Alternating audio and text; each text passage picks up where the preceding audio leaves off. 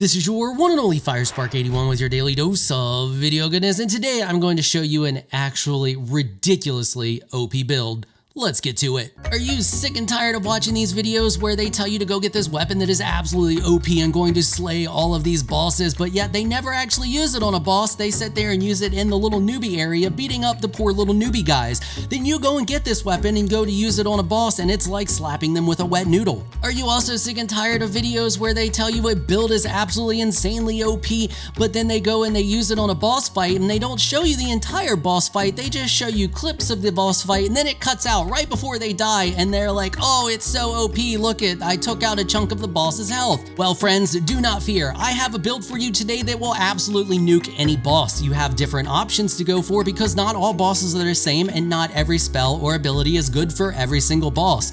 And I also have footage of full boss kills, so without further ado, here's the build I'm going to show you today.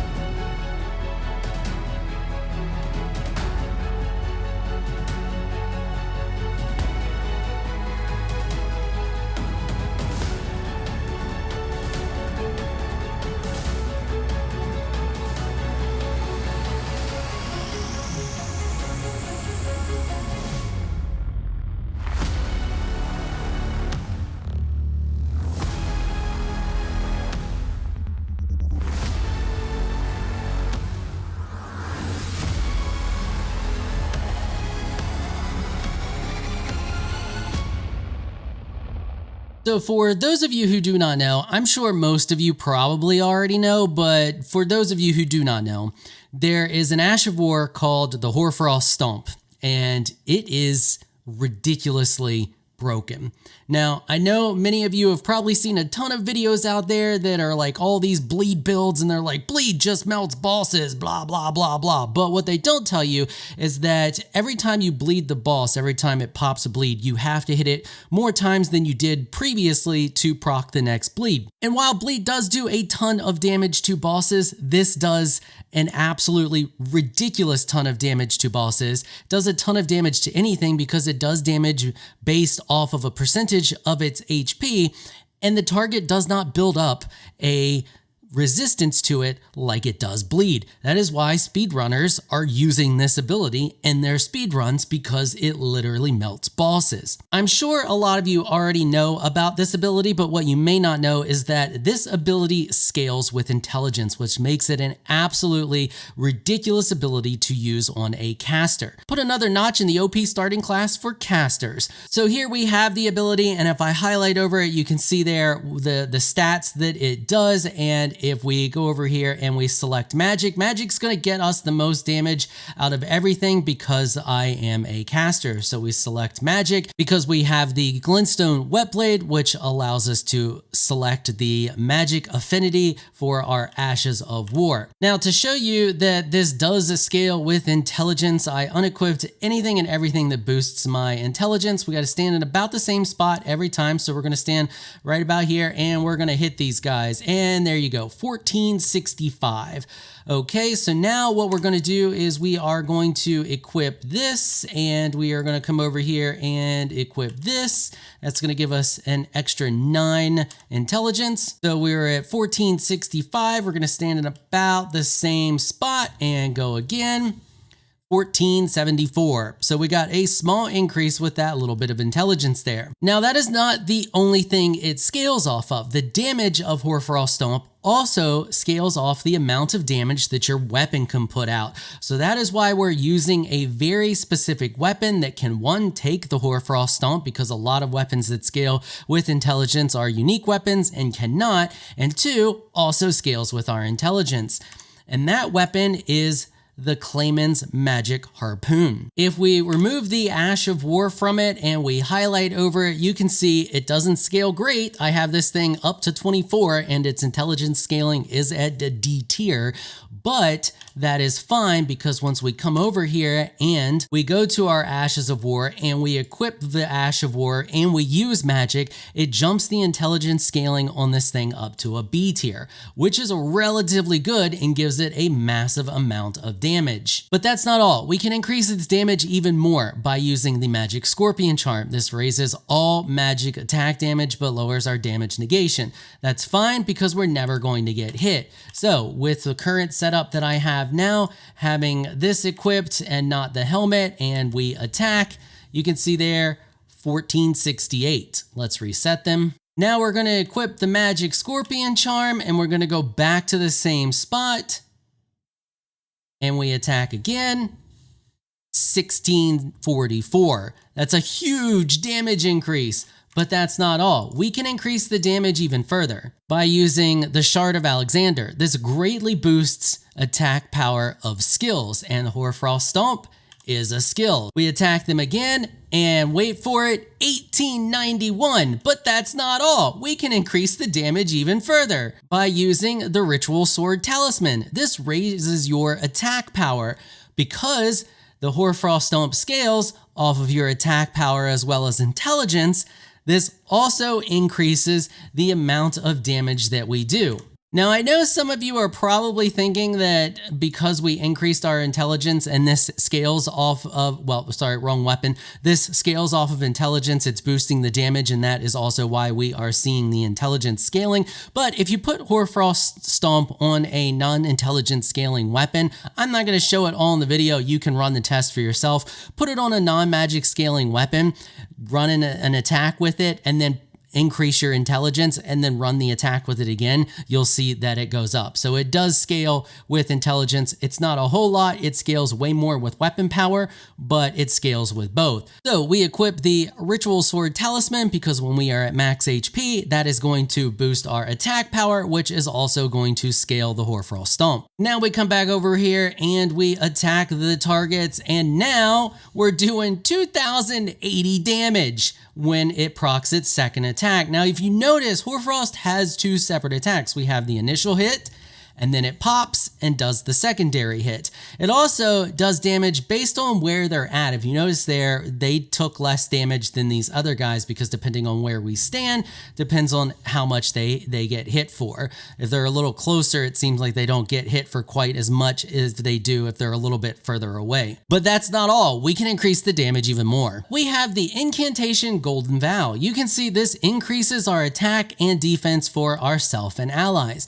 Because it increases our attack, just like the one talisman does, it also increases the amount of damage that Hoarfrost puts out. This lasts about 90 seconds, and if we come up here, stand in the exact same spot, and we pop it, there you go, 2,393. So we got a pretty good damage increase off of that.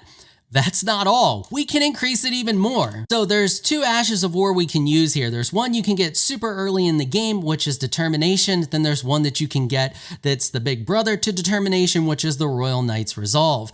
These will boost your damage by a lot. This one's like 80. This one's like 100% increase in the amount of damage that you do. So you get this one super early on. You can also get Hoarfrost Stomp super early on, and you can use this to level and get the rest of the gear that you need in order to make this crazy OP build.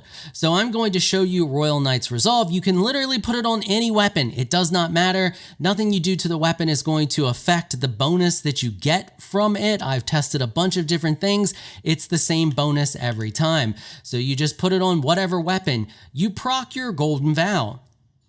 You then swap over to whatever weapon you have it on. You double fist that weapon, you proc it, you undouble fist it, and then you slap your target. 4,307 damage. But wait, there's more. So if we go over here to our flasks, if we mix our Wondrous Physique flask and we take a look, I have the Shroud of Cracked tier.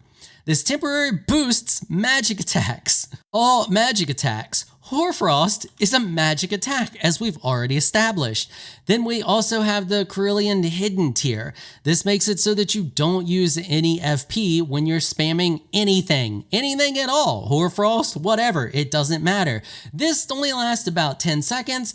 This lasts about 90 seconds. So if we come over here, we hit our Golden Vow. We swap over to our sword. We back up a little bit here, get in the right spot, double fist our sword, proc our flasks, and stomp.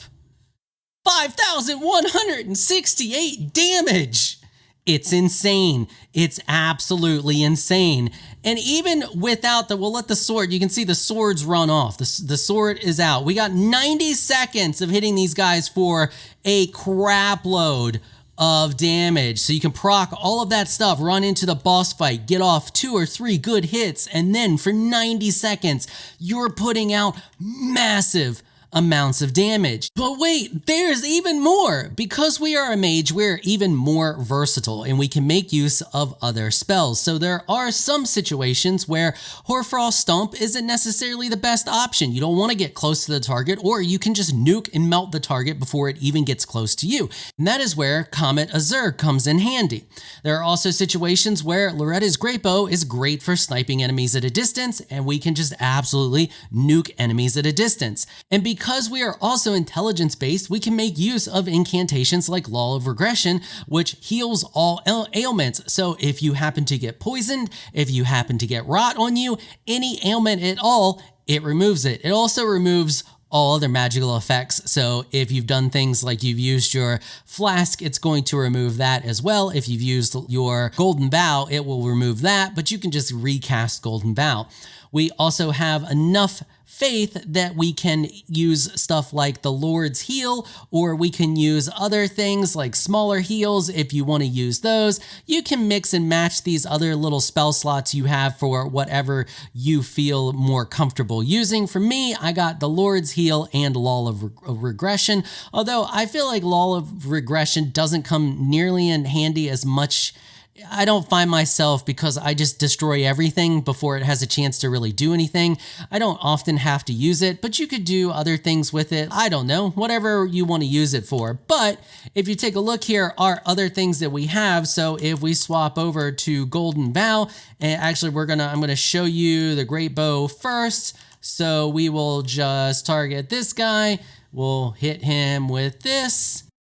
1507. So now if we swap over to Golden Vow, we proc it, back over to the Great Bow, 1733. So we get a damage bonus for our spells because of Golden Vow as well. Everything in this build synergizes well together. We can pop our flask and we got a full 10 seconds of just casting Comet of Azur or Comet Azur just to absolutely melt any target we want to melt, and anything that steps in front of us just gets absolutely wrecked. If Hoarfrost wasn't already busted enough with everything else that we've got going on, it also benefits from the Terra Magus, or Magus, however you pronounce that. So if we proc everything we got here and we stomp 5,815. Sorry, I got a little tongue-tied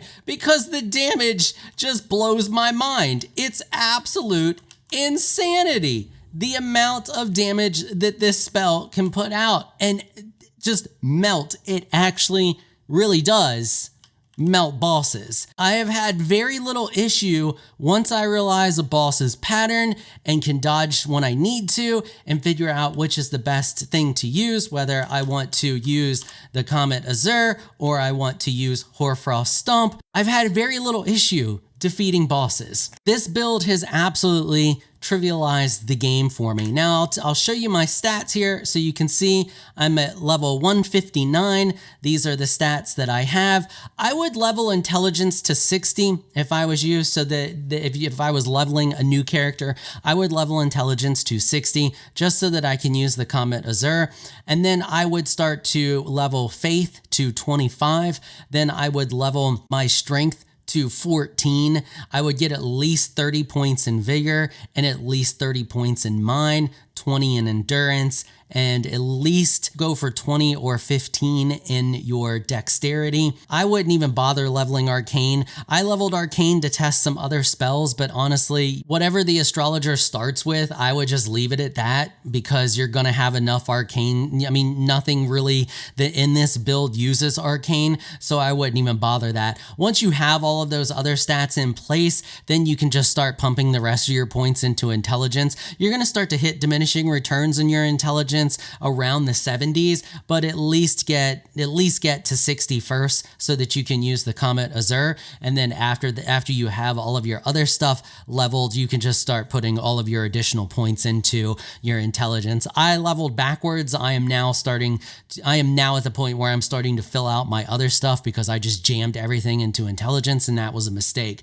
But yeah, so I'm at level 159. As far as like armor goes, I'm not set on a set of armor yet. I will make an update guide for this once I figure out a good set of armor that continues to synergize with this even more. You have a couple of different helmet options. Because we need to always be maxed out HP, you could do something like the Royal Remains helmet, which is going to give you HP regen.